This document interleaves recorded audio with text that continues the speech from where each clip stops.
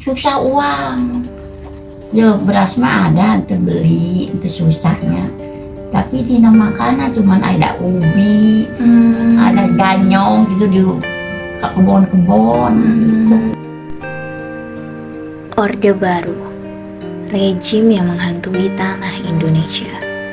Bertahun-tahun lamanya dikatakan mati atau sebenarnya hanya berganti jas berdasi.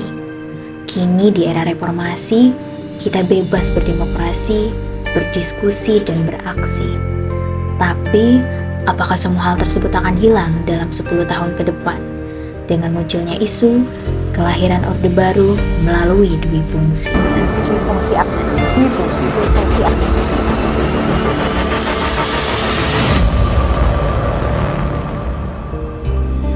Kami mewawancarai beberapa narasumber, salah satunya akademisi dosen Universitas Singapura Bangsa Karawang, Bapak Indra. Jadi bagaimana tanggapan Bapak terhadap wacana ini, Pak?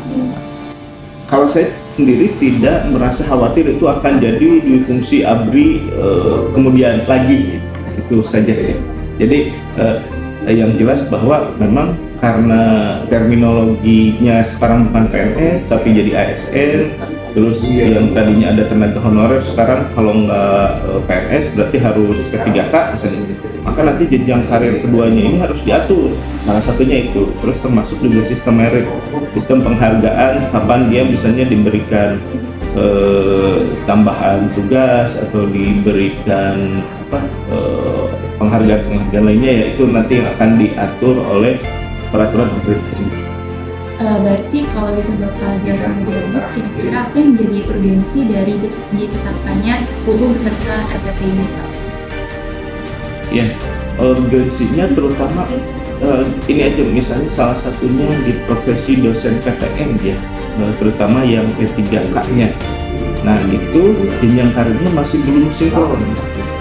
Mulai dari ketika perekrutan sampai kemudian dia mau naik jabatan itu masih harus ada yang mengatur. Sekali karena kita di yang namanya di pemerintahan itu semuanya harus ada aturan hukumnya. Sampai sekarang memang kami terutama dosen-dosen P3K maupun dosen-dosen yang non ASN, ada istilah lagi pegawai pemerintah non P3K gitu, itu ada lagi juga istilahnya. Nah itu yang harus semuanya diatur oleh peraturan ini, peraturan perundang-undangan. Jadi urgensinya yang memang harus. Tapi kalau misalnya isu temanya apakah takutan jadi nanti dui fungsi ABRI, kalau saya tidak. Kalau saya melihat kayaknya kemungkinan akan seperti itu lagi sangat kecil sekali. Bisa dijelaskan Pak kenapa, Pak? Sangat kecil sekali ya. Karena satu di undang-undang jadi sekarang ada undang-undang ASN-nya khusus, undang-undang TNI-nya khusus, undang-undang Polri-nya juga khusus, dan di undang-undang tersebut itu sudah diatur bahwa tidak bisa mereka menduduki jabatan-jabatan sipil.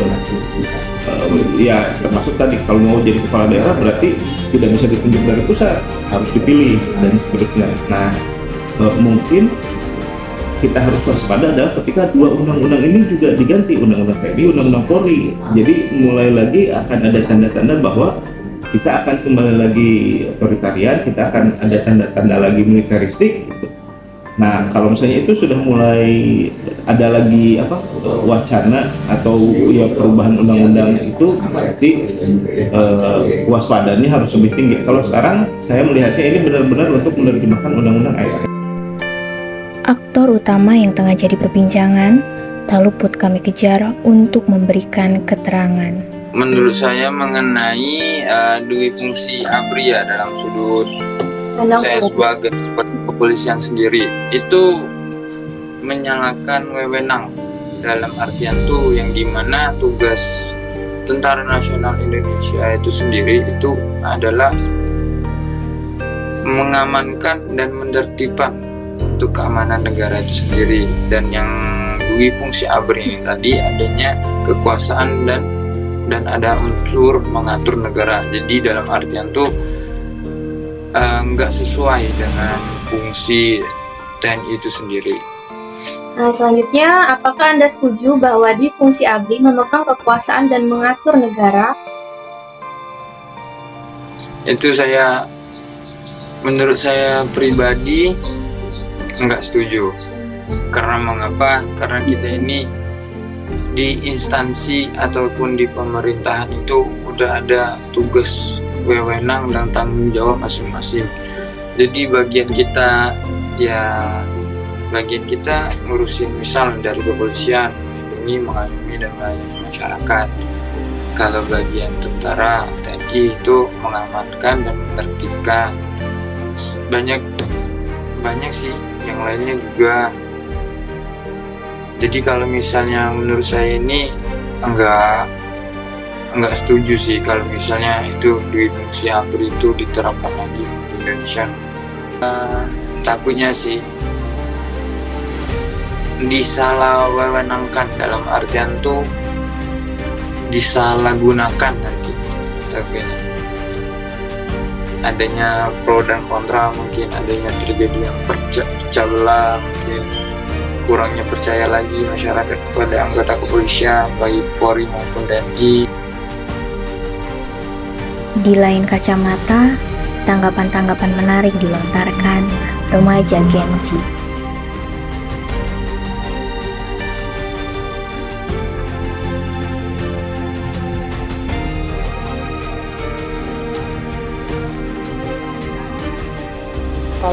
Kalau dibilang mengetahui atau tidaknya mungkin dikit lah mengetahui, soalnya kalau dari pribadi sendiri tuh muncul di FYP TikTok itu. Yeah, I do know and I am aware about the discourse on revising the Indonesian national police law, which allows them to hold civilian positions on the government. I read it on Twitter or X and some articles about it.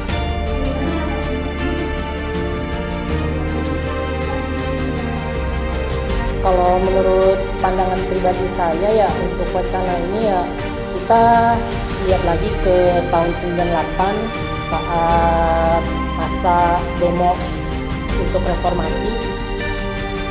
Regarding the discourse that the TNI or Polri can fill ASN positions, I think it's a setback to the democracy. The discourse of re-involving the TNI in civil affairs will restores ABRI's dual function, or in bahasa dui fungsi ABRI. And as far as I know, the elimination of dual function is generally implemented on the era of President Abdurrahman Wahid. And however, it was opening the discourse of TNI is not only opening the chance of dual function ABRI, but also betrays the spirit of the reforms. Koordinator aksi Kamisan kami turut sertakan sebagai salah satu pejuang HAM yang nantinya mungkin saja dapat terdampak. Kamu sebagai koordinator aksi Kamisan Kerawang, kira-kira apa yang akan dilakukan jika ini sudah benar-benar disahkan? Oke, sebenarnya kalau ditanya aku secara personal maupun aksi Kamisan sebagai wadahku gitu, agaknya perjuangannya makin berat, itu satu. Tapi keinginannya pengennya mendorong DPR untuk membatalkan, paling enggak dikaji ulang, dibawa ke MK yang disahkan. Itu untuk ranah legislatif, karena mereka yang punya representasi dari kita yang diwakili kan. Yang kedua, presiden pengennya jangan tanda tangan itu tuh, biar nggak jadi operasional ke depan. Soalnya itu tadi mimpi kita untuk reformasi selama 26 tahun ini hasilnya begini ya, sama aja gitu. Terus yang kedua itu kan tadi ya, mendorong para pemerintah gitu ya, DPR dan presiden. Yang kedua mendorong lembaga-lembaga yang concern terhadap ini, Komnas HAM, Kontras, kayak gitu-gitu, untuk terus tidak lelah ya mendata dan mengumpulkan informasi yang ada gitu, untuk bisa dilihat buktinya gitu apa aja. Meskipun TNI dan polisi itu sekarang tingkat kepercayaannya nomor 1 tuh TNI, mungkin kepolisiannya nomor 7 apa nomor 4 gitu kalau tidak salah, itu mungkin nanti bisa dipaparin tuh. Nah, tapi kan yang jadi soal praktiknya itu banyak kekerasannya gitu, kayak gitu. Jadi memperkuat lagi instansi terkait untuk mengadvokasi. Yang ketiga, ini yang masih bisa kita cakupi gitu, mengadakan ruang-ruang pelatihan berwawasan hak asasi manusia. Itu penting karena kita pengen kayaknya dunia perpolitikan kita, belantika politik kita di CCP exercise gitu. Jadi learning, jadi kita belajar juga memahami, enggak semua kejual pakai diksi-diksi tinggi, nggak kejual pakai pesona-pesona yang terlihat asik segala macam kayak gitu sih. Jadi pengennya mah percuma juga deh teman-teman yang kuliah ilmu politik, ilmu pemerintahan, akhirnya realitasnya begini. Jadi orang kalau suka sebatas suka aja, praktis gitu, nggak mau sambil belajar apa yang dia sukai. Itu kan. Ya. Kayak itu kak rakyat kayak gitu yang ngamankan gitu segala-galanya. Nggak sampai kak ributan yang aman. Sampai gitu. Seulas senyum kami lukiskan, berharap esok dapat menjadi sebuah tawa